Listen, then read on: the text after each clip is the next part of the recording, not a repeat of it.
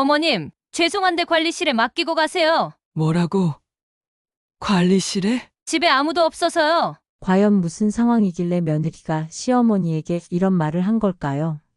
반찬을 들고 손자를 맡기러 혹은 급한 일로 찾아갔지만 비밀번호가 바뀌었다며 문 앞에서 발만 동동 구르고 계시죠. 그런데 이상하지 않나요? 분명 우리가 어릴 때는 부모님 집에 언제든 가도 괜찮았는데 이제는 자녀 집에 가려면 허락을 받아야 하고 심지어 비밀번호까지 알려달라고 손 벌려야 하는 현실 말입니다. 이 영상을 끝까지 보신다면 이런 상황에서 어떻게 현명하게 대처할 수 있는지, 그리고 자녀와의 건강한 경계선을 어떻게 설정할 수 있는지에 대한 구체적인 방법을 얻으실 수 있을 겁니다. 여기는 사연노후 채널입니다. 오늘도 많은 분들이 공감하실 만한 현실적인 이야기를 준비했습니다. 이 영상이 도움이 되신다면 구독과 좋아요 버튼을 눌러주시고 댓글로도 여러분의 경험을 나눠주세요. 그럼 지금부터 한 어머니의 실제 경험담을 통해 요즘 부모와 자녀 사이에 벌어지고 있는 놀라운 이중잣대의 현실을 들여다보겠습니다. 안녕하세요. 저는 이미순이라고 합니다. 올해 74세이고 서울 강남구에 혼자 살고 있습니다. 남편은 5년 전에 당뇨합병증으로 세상을 떠났고 저는 현재 아들 하나, 딸 하나를 둔 평범한 어머니입니다. 제 아들 준호는 올해 45세로 IT 회사에 다니고 있고 며느리 수진이와 함께 분당에 살면서 7살 손자 하준이를 키우고 있습니다. 딸 은주는 42세로 강서구에 살면서 초등학교 교사로 일하고 있습니다. 사실 저는 지금까지 제 자식들이 다른 집 자식들과는 다르다고 생각해 왔습니다. 제가 혼자 고생하며 키워서 그런지 더 끈끈하고 서로를 이해한다고 믿어왔거든요. 그런데 최근에 벌어진 일들을 겪으면서 정말 충격을 받았습니다. 지난달 토요일 오후 2시 저는 며느리 수진이와 약속을 잡고 아들 집에 반찬을 가져다 주러 갔습니다. 새벽 5시부터 일어나서 김치도 새로 담그고 아들이 좋아하는 갈비찜도 만들어서 무거운 보온 가방에 담아 지하철과 버스를 갈아타며 1시간 반을 달려갔습니다. 분당 아파트 앞에 도착해서 현관벨을 눌렀는데 아무도 나오지 않았습니다. 이상해서 수진이에게 전화를 걸어보니 갑자기 친정아버지가 허리를 삐끗해서 응급실에 가야 한다는 거였습니다. 물론 사돈 어른이 아프시면 어쩔 수 없는 일이죠. 저도 이해했습니다. 그런데 제가 그런 반찬은 냉장고에 넣어두고 가겠다고 하니까 수진이가 집에 아무도 없으니까 1층 관리실에 맡기고 가달라고 하는 겁니다. 그 순간 저는 정말 기가 막혔습니다.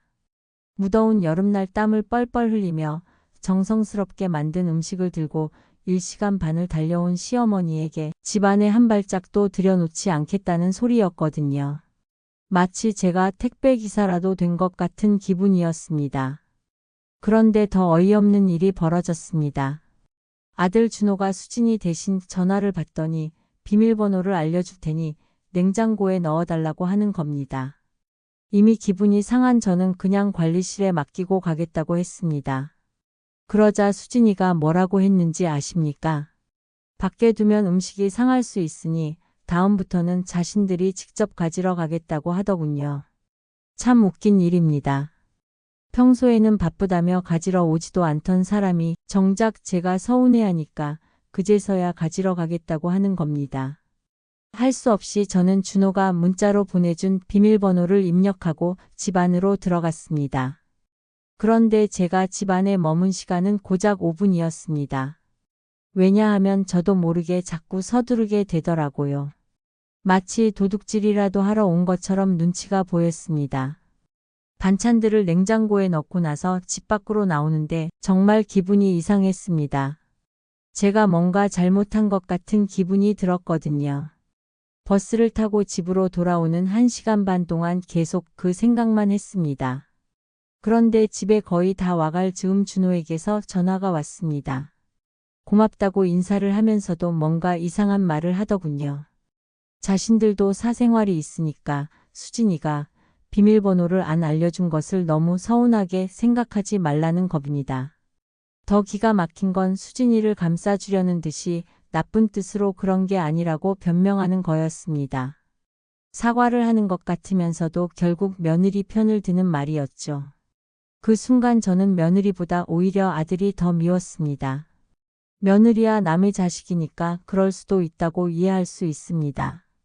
하지만 제가 키운 제 아들이 이렇게 말하니까 정말 속이 상했습니다. 저는 그냥 이제부터는 반찬 가져다 주지 않겠다고 말했습니다.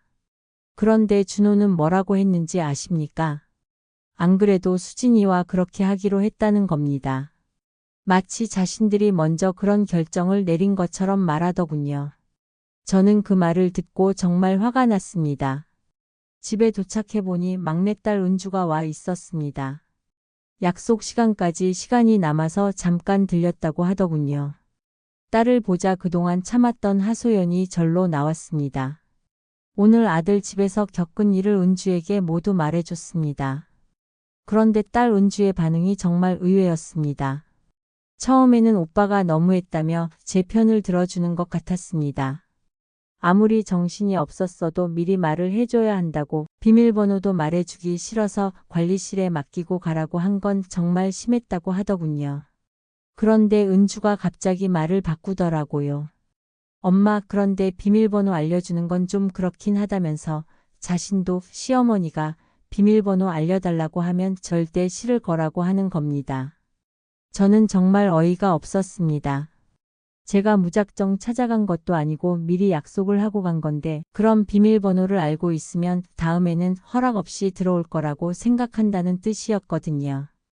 은주는 계속해서 요즘 사람들은 아무도 없는 집에 함부로 들어가는 건 부모 자식 간에도 예의가 아니라고 말했습니다. 저는 정말 기가 막혔습니다. 제가 언제 아들 집에 가서 비밀번호를 마음대로 누르고 들어간 적이 있습니까? 더 놀라운 건 은주가 주변 친구들도 다 비밀번호는 안 가르쳐 준다고 하는 겁니다. 그러면서 저보고 요즘 세상이 그런 거라고 이해해야 한다고 하더군요. 그런데 은주가 바로 그날 우리 집에 들어올 때는 어떻게 들어왔습니까? 당연하다는 듯이 비밀번호를 누르고 들어왔잖아요. 제가 그 점을 지적하자 은주는 뭐라고 했는지 아십니까? 그건 엄마 집이니까 다르다는 겁니다. 저는 정말 어이가 없었습니다. 요즘 젊은 사람들의 생각을 이해할 수가 없더라고요. 자신들 집은 부모라도 함부로 못 들어오게 하면서 부모 집은 언제든 마음대로 들어와도 된다고 생각하는 겁니다. 며칠 후에는 더 황당한 일이 벌어졌습니다. 은주가 시아버지, 그러니까 남편 아버지에 대한 험담을 하더라고요. 어제 잠깐 오셨는데 며느리한테 물 좀 떠달라고 했다면서 어른인데 자기 물은 자기가 떠먹어야 하는 거 아니냐고 하는 겁니다. 저는 정말 기가 막혔습니다. 시아버지께서 며느리에게 물 한 잔 부탁하시는 게 그렇게 큰 일입니까? 그런데 은주는 요즘 시대에는 그런 게 잘못된 거라고 위아래 관계를 따지는 건 구시대적 발상이라고 하더군요. 저는 그 순간 깨달았습니다. 딸도 결국 며느리와 똑같은 생각을 하고 있다는 걸 말입니다. 그래서 저는 결심했습니다. 이제부턴 자녀들과 적당한 거리를 두고 지내겠다고 말입니다. 서로를 이해하지 못하니까 자꾸 상처만 받게 되더라고요. 그냥 각자 살자 이렇게 생각했습니다. 그런데 며칠 지나지 않아서 또 다른 일이 벌어졌습니다. 준호에게서 평일 오후에 전화가 온 겁니다. 오늘 자신도 수진이도 야근이라 늦을 것 같으니 손자 하준이를 좀 데리고 있어 달라는 거였습니다. 어린이집 하원 시간에 못 갈 것 같다면서 데리고 집에 좀 들어가서 봐달라고 하더군요. 일이 언제 끝날지 모르겠다면서 금방 갈 테니까 하준이 밥도 좀 해달라고 했습니다. 저는 그 집에는 가지 않겠다고 다짐했던 게 며칠 전인데 전화 한 통에 무색해지고 말았습니다. 그렇다고 어린 손자를 내버려 둘 수는 없잖아요. 저녁 7시가 되니까 어린이집 차량이 아들 아파트 앞 정류장에 섰습니다. 7살 하준이가 내려서 저를 보더니 할머니라고 반갑게 뛰어왔습니다. 손자를 안고 아들 집으로 향하면서 저는 휴대폰을 꺼냈습니다. 지난번처럼 무작정 들어갔다가 또 봉변을 당할까 봐서 준호에게 전화를 하려고 했거든요. 지난번에 받았던 문자에 비밀번호가 있긴 했지만 혹시 또 바뀌었을 수도 있고 말이죠. 그런데 준호는 전화를 받지 않았습니다. 수진이에게도 전화했지만 역시 받지 않더군요. 저는 혼자 중얼거렸습니다. 너희들이 전화 안 받은 거니까 나중에 뭐라고 하지는 말아라. 문자 메시지를 보고 비밀번호를 천천히 눌렀는데 삐삐삐 소리가 나면서 문이 열리지 않았습니다. 아, 역시 바뀌었구나 싶어서 다시 한 번 더 천천히 눌러봤지만 여전히 삐삐삐 소리만 났습니다. 여러 번 틀리자 더 큰 경고음이 울리면서 아예 비밀번호 입력이 안 되더라고요. 손잡이를 돌려봐도 굳게 잠긴 문은 열리지 않았습니다. 하준이를 안고 있는 팔이 아파서 잠시 내려놓았는데 아이가 칭얼거리며 보채기 시작했습니다. 다시 하나 올리고 준호와 수진이에게 계속 전화를 걸어봤지만 둘 다 전화를 받지 않았습니다. 할 수 없이 저는 하준이를 안고 집 앞 놀이터로 갔습니다. 아이는 신이 났지만 저는 뒷공무니를 쫓아다니며 하준이 땀을 닦아주고 모기를 쫓느라 정신이 없었습니다. 그렇게 1시간이 넘게 지났을 때 준호에게서 전화가 왔습니다. 저는 바로 따졌습니다. 그러자 준호가 일하고 있었다면서 짜증스럽게 대답하더군요. 그러면서 비밀번호를 바꿨는데 말해드리는 걸 깜빡했다고 하는 겁니다. 저는 그 순간 머리가 정말 복잡해졌습니다. 제가 다녀간 지 일주일도 안 됐는데 비밀번호를 바꾼 건가 하는 생각이 들었거든요. 정말 기가 막혔습니다. 저는 화가 나서 말했습니다. 하준이와 밖에서 얼마나 기다렸는지 아냐고 했습니다. 그런데 준호가 뭐라고 했는지 아십니까? 왜 밖에 있느냐면서 날도 더운데 애 데리고 근처 카페라도 들어가 있으라고 하는 겁니다. 하준이는 괜찮냐고 물어보면서 말이죠. 저는 정말 열이 받았습니다. 엄마는 걱정도 안 되냐고 그러게 진짜 연락을 했으면 됐잖다고 했습니다. 그런데 준호는 일하고 있었다면서 계속 변명만 하더군요. 수진이도 바빴나 보다고 하면서 죄송하다는 말 한마디 없이 제 자식만 챙기는 아들 때문에 정말 화가 났습니다. 저는 목이 밥이 되면서 하준이를 돌봤는데 정작 아들은 손자만 걱정하고 있었거든요. 준호가 새로운 비밀번호를 알려줘서 저는 하준이를 데리고 집으로 들어갔습니다. 그런데 집안을 보고 정말 놀랐습니다. 완전히 난장판이었거든요. 아무리 바빠도 그렇지 거실 여기저기에 아침에 벗어놓은 듯한 옷가지들이 널려 있었고 식탁 위에는 아침 식사했던 그릇들이 그대로 놓여 있었습니다.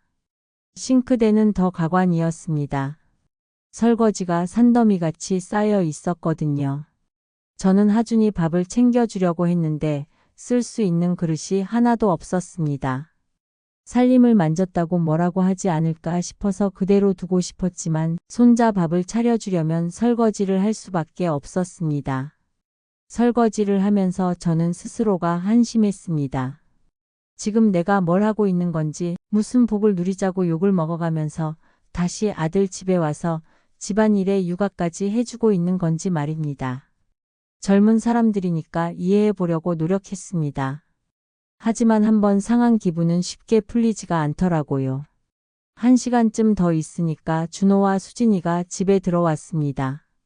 그런데 이상한 게 둘이 동시에 들어오는 겁니다. 서로 다른 직장에 다니는데 같은 시간에 집에 오니까 의아해서 물어봤습니다. 그러자 아래에서 만났다고 하더군요. 저는 또 의심이 들었습니다.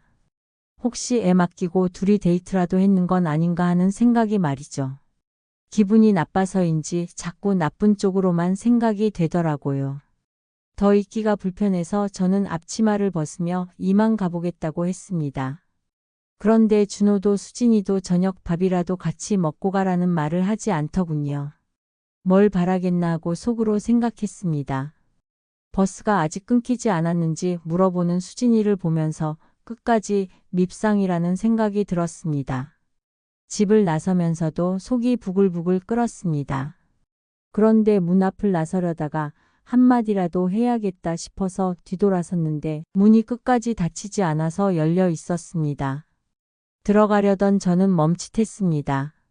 그 순간 안에서 수진이와 준호가 대화하는 소리가 들려왔습니다. 수진이가 비밀번호 또 바꿔야겠다고 하면서 나중에 준호가 바꾸라고 하더군요. 또 언제 올지 모르니까 지금 당장 바꾸자고도 했습니다. 수진이는 이렇게 계속 비밀번호를 알려드리면 안 된다고 나중에는 당연하게 들락날락하실 거라고 하더군요. 준호도 그러니까 오늘은 어쩔 수 없었지만 자신이 나중에 바꾸겠다고 했습니다. 그러면서 수진이가 뭐라고 했는지 아십니까? 당신이 영화 보고 싶다고 했잖냐면서 그러니까 오늘은 자신도 그냥 알려드린 거라고 하는 겁니다. 저는 정말 기가 막혔습니다. 둘이 야근이 아니라 영화를 보고 온 거였습니다. 그것도 모자라서 그 비밀번호 타령을 또 하고 있더군요.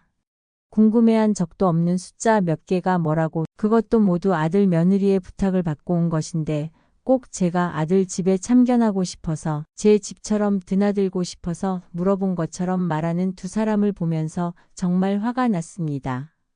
저는 묻고 싶었습니다. 부모가 집에 들어가면 하늘이 무너지기라도 하는지 언제 제가 말없이 그 집에 들어간 적이 있었는지 말입니다. 모든 걸 이해한다고 치더라도 그러면 그래놓고는 자기들이 필요할 때는 왜 그렇게 저를 불러대는지 정말 화가 났습니다. 아들과 며느리에게 정이 뚝 떨어졌습니다. 따지고 화내는 것도 정이 있을 때나 하는 것이었거든요. 저는 그냥 뒤돌아서서 나와 버렸습니다. 더는 듣고 싶지도 않았고 신경도 쓰고 싶지 않았습니다. 그래서 저는 결심했습니다. 이제 정말로 거리를 두고 지내겠다고 말입니다.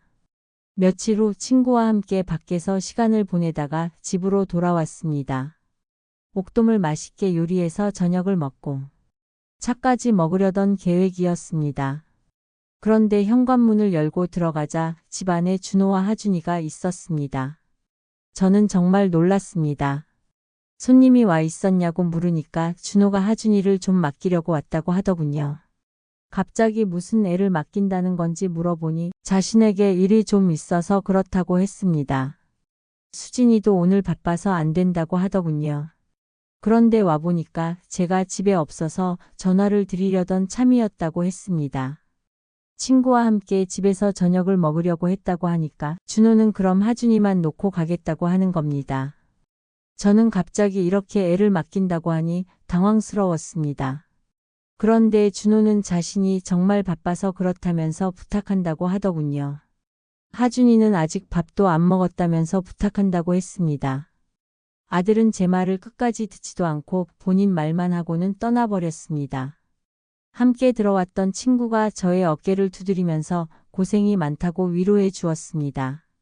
그리고 함께 저녁을 해 먹으려던 계획은 완전히 무산이 되었습니다. 7살짜리 하준이가 저와 친구를 가만두지 않았기 때문이었거든요. 친구는 오늘은 안 되겠다면서 다음에 꼭 같이 먹자고 하며 돌아갔습니다. 저는 미안해하며 친구를 보내고 다시 아이 뒷공무니만 쫓아다녀야 했습니다. 제 집은 아들 집과 달리 여기저기 모서리들이 뾰족해서 잠시도 눈을 뗄 수가 없었습니다. 그러다가 제가 잠시 한눈을 판 사이에 하준이가 쿵 소리와 함께 넘어졌습니다. 넘어지면서 어디 모서리에 긁혔는지 하준이의 턱 옆에 작은 생채기가 났습니다. 저는 혼비백산에서 우는 아이를 안아 올렸습니다. 연고를 찾아서 발라주고 아이가 진정되자 정신을 차린 저는 수진이에게 전화를 걸었습니다. 수진이에게 하준이가 놀다가 다쳤다고 전화를 했더니 깜짝 놀라면서 어디를 다쳤냐고 많이 다쳤냐고 물어보더군요. 얼굴에 살짝 긁혔다고 했더니 얼굴을 다쳤다면서 지금 당장 가겠다고 했습니다. 손자는 진작에 상처 같은 건 잊고 재미있게 놀고 있었지만 그래도 제 마음이 좋지 않았습니다. 1시간쯤 지나자 현관문에서 비밀번호 치는 소리가 들렸습니다. 준호와 수진이가 저를 제치고 거실로 가서 하준이를 살폈습니다. 수진이가 얼굴에 다른 것도 아니고 왜 얼굴에 다쳤냐면서 속상해했습니다. 저는 미안하다고 잠깐 한눈 판 사이에 그랬다고 했습니다. 그런데 수진이가 뭐라고 했는지 아십니까? 애를 좀 잘 봤어야 했던 거 아니냐는 겁니다. 다른 사람이 아니라 어머니한테 맡기는 건데 왜 이런 일이 생겼냐고 하더군요. 저는 정말 기가 막혔습니다. 부모 입장에서는 상처가 크고 작고 상관없이 속이 상하겠지만 작은 상처 하나 난 것으로 시어머니에게 이런 말을 하는 것도 요즘 사람들이라서 이해해야 하는 건지 모르겠더라고요. 상처도 안 크고 약도 발라놨다고 했지만 수진이는 그래도 너무 속상하다면서 계속 그런 식으로 말했습니다. 더 기가 막힌 건 아들 준호였습니다. 강 건너 불 구경하듯이 며느리가 저한테 뭐라고 하는데도 그냥 쳐다만 보고 있더군요. 그러더니 나중에는 어머니 다음부터 주의 좀 해달라고 하는 겁니다. 다음에는 이런 일 없게 하라는 수진이의 말을 듣고 정말 어이가 없어서 말도 안 나왔습니다. 사실 지난번에 아들 집에서 들었던 대화를 생각하면 이렇게 마주보고 이야기하고 싶지도 않았는데 손자 때문에 어쩔 수 없었던 거였거든요. 인심 써서 이번 일을 넘어가겠다는 듯한 말투에 저는 허탈했습니다. 이래서 주위에서 손자고 뭐고 봐주지 말라고 했던 거구나 하는 생각이 들었습니다. 준호와 수진이는 하준이가 다쳤으니 우선 집으로 데려가 보겠다면서 엄마 때문에 일도 다 못 보고 왔다고 하더군요. 봐줘서 고맙다는 말도 없이 아이만 데리고 돌아갔습니다. 저는 길가에서 뺨이라도 맞은 듯 현관 앞에 서서 멍하니 있었습니다. 하준이가 다친 건 제대로 보지 못한 제 잘못이 맞습니다. 하지만 그렇다고 자식에게 이런 소리를 들어야 하는 건 옳지 못하다고 생각했습니다. 옛날부터 애 봐준 공은 없다고 하지만 이런 일을 제가 겪을 줄은 몰랐습니다. 그렇게 못 믿겠으면 자기들이 직접 보면 될 일인데 편하게 봐줄 사람은 필요하니까 만만한 게 저였던 겁니다. 한참 있다가 저는 친구에게 전화를 걸었습니다. 현관문 비밀번호를 어떻게 바꾸는지 아냐고 물어봤습니다. 이제는 저도 사생활이라는 걸 지켜보기로 결심했거든요. 그리고 그 이후로는 아들 내외에게 연락하지 않았습니다. 그런데 며칠 뒤 주말에 다시 수진이에게서 전화가 왔습니다. 보나마나 반찬 떨어졌다고 갖다 달라거나 하준이 봐달라는 연락일 게 뻔해서 받지 않았습니다. 시간도 마침 토요일 오전이라 딱 애 맡기고 놀러가기 좋은 시간이었거든요. 저는 마트에 들렀다가 집에 돌아가려고 했지만 계속해서 전화가 오자 괜히 집에 들어가지 않고 근처 공원에서 산책을 했습니다. 준호와 수진이가 번갈아 가면서 오는 전화를 일부러 받지 않으니까 이번엔 문자 메시지가 왔습니다. 혹시 비밀번호를 바꿨냐면서 오늘 중요한 약속이 있어서 하준이를 좀 맡기려고 했는데 너무한 거 아니냐는 내용이었습니다. 전화도 안 받고 빠지면 안 되는 중요한 모임이라면서 지금 하준이를 데리고 제 집 문 앞에 있다는 겁니다. 전화 좀 받아보라고 하더군요. 그 문자를 보고는 정말 황당해서 저는 준호에게 전화를 걸었습니다. 서운해도 그냥 말 안 하고 거리만 두자 괜히 서로 얼굴 붉히지 말자 하며 참아왔었는데 이번에는 도저히 참을 수가 없었거든요. 저는 준호에게 말했습니다. 너야말로 너무한 거 아니냐고 맡기러 온다고 미리 연락이라도 했냐고 했습니다. 준호는 미리 말 안 한 건 죄송하다면서도 이미 왔는데 어떡하냐고 당연히 집에 계실 줄 알았다고 하더군요. 근처에 계시냐면서 자신들은 빨리 가봐야 한다고 일단 비밀번호 좀 알려달라고 하는 겁니다. 정말 당당하게 말하는 아들이었습니다. 저는 그런 아들에게 말했습니다. 너희는 내가 지금 반찬 들고 문 앞에 있다고 하면 왜 약속도 안 하고 왔냐고 난리를 칠 거 아니냐고. 근데 나는 뭐 너희들이 애 데리고 문 앞에 왔다고 하면 비밀번호도 알려줘야 되고 당연히 애도 봐줘야 된다고 생각하냐고 했습니다. 준호는 사정이 그런데 좀 봐달라고 엄마는 집에 계시면서 애 한 명 봐주는 게 그렇게 어려운 일이냐고 하더군요. 그리고 비밀번호는 왜 바꿨냐고 물어보는 겁니다. 저는 지난번에 자신들이 비밀번호 바꾼 것 때문에 서운해서 그런 거냐면서 유치하게 왜 그러냐고 하더군요. 저는 더 이상 참을 수 없어서 준호에게 똑똑히 말해줬습니다. 그 급한 일이라는 게 혹시 또 영화 보러 가는 거냐고. 영화 보러 가면 간다고 말하면 되지 거짓말까지 해가면서 나를 부려먹었잖냐고 했습니다. 그리고 먼저 나를 강도라도 되는 것처럼 취급한 건 너희 아니냐고. 너희가 그렇게 사생활이 중요하고 너희 삶이 중요하다고 하니까 나도 거기에 맞춰주려고 그런다고 했습니다. 준호는 자식한테 이것저것 따지고 화내면서 문도 안 열어주고 꼭 그러고 싶냐고, 옆에 수진이도 있는데 창피해서 고개를 못 들겠다고 하더군요. 자신이 처갓집에서 이런 일을 겪었다고 하면 엄마도 화내지 않겠냐고 했습니다. 저는 정말 어이가 없었습니다. 너희는 부모한테 그러고 싶어서 그랬냐고, 왜 네가 화를 내냐고, 이런 게 너희 문화 아니냐고 했습니다.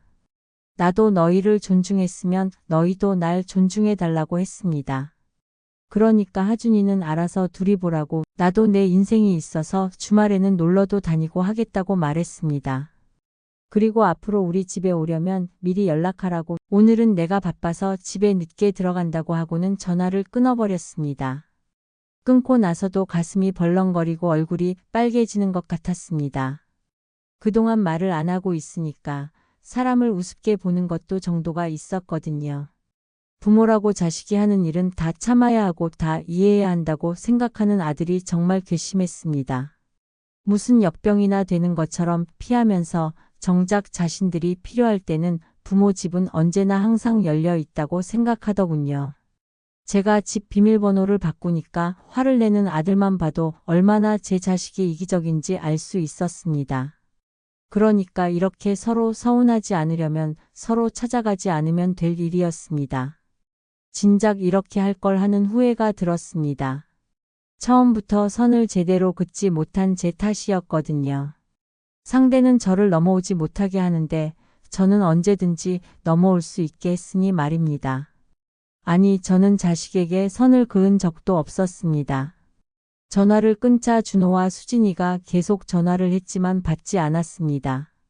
한동안은 아들 전화는 받지 않을 생각이었습니다. 그런데 다음날 바깥에서 볼일을 보고 있는 저에게 딸 은주에게서 전화가 왔습니다. 지금 집에 왔는데 비밀번호가 틀린다면서 바꿨냐고 물어보더군요. 은주에게도 똑같이 말해줬습니다.